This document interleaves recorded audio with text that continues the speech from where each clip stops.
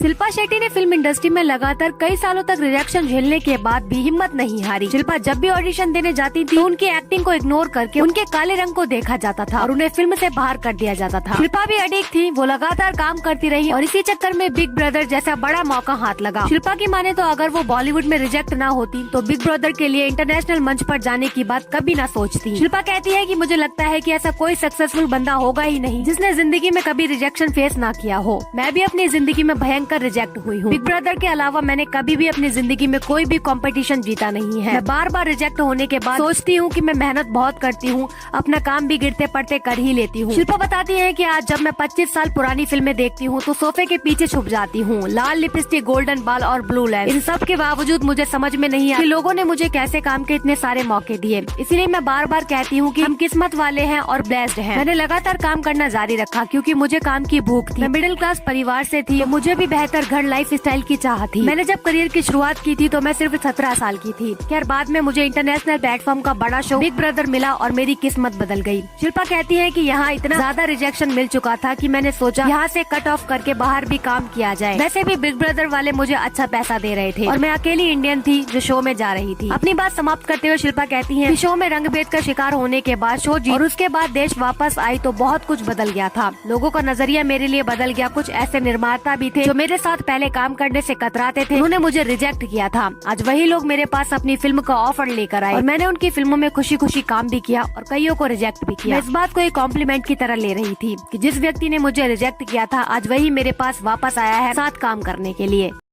दोस्तों, श्रीदेवी की शादी तो बॉनी कपूर से हुई थी, लेकिन एक्ट्रेस की मां के मन में कोई और था जिसे वो अपने घर का दामाद बनाना चाहती थी। श्रीदेवी की मां बॉनी कपूर से नहीं बल्कि साउथ के इस एक्टर से अपनी बेटी की शादी कराना चाहती थी जो उनके को स्टार भी रह चुके थे। श्रीदेवी की मां चाहती थी कि उनकी बेटी और सुपरस्टार एक्टर श्रीदेवी की शादी उन्हीं के को एक्टर और साउथ के एक्टर कमल हसन से हो जाए। श्रीदेवी और कमल हसन ने कई फिल्मों में एक साथ काम किया और उनकी जोड़ी भी लोगों को खूब पसंद आती थी। ऐसे में श्रीदेवी की माँ को लगता था कि वो दोनों असल जिंदगी में भी एक दूसरे के साथ बहुत अच्छे लगेंगे और उन्हें शादी करनी चाहिए। श्रीदेवी के देहांत के बाद उनकी याद में एक मेमोरियल सर्विस रखी गई थी जहां कमल हसन ने उनके बारे में बात की थी। उस सर्विस में एक्टर ने बताया था कि वो और श्रीदेवी करीबी दोस्त हुआ करते थे और इसी वजह से जब भी कमल हसन और श्रीदेवी की मां एक्ट्रेस की शादी को लेकर डिस्कशन करते थे तो उनकी मां कहती थी कि कमल को ही श्रीदेवी से शादी कर लेनी चाहिए। इस ऑफर को रिजेक्ट करते हुए कमल हसन ने श्रीदेवी की मां से कहा कि अगर गलती से भी ऐसा हो गया तो वो दोनों एक दूसरे को पागल कर देंगे और अगले ही दिन उन्हें श्रीदेवी को घर वापस भेजना पड़ जाएगा।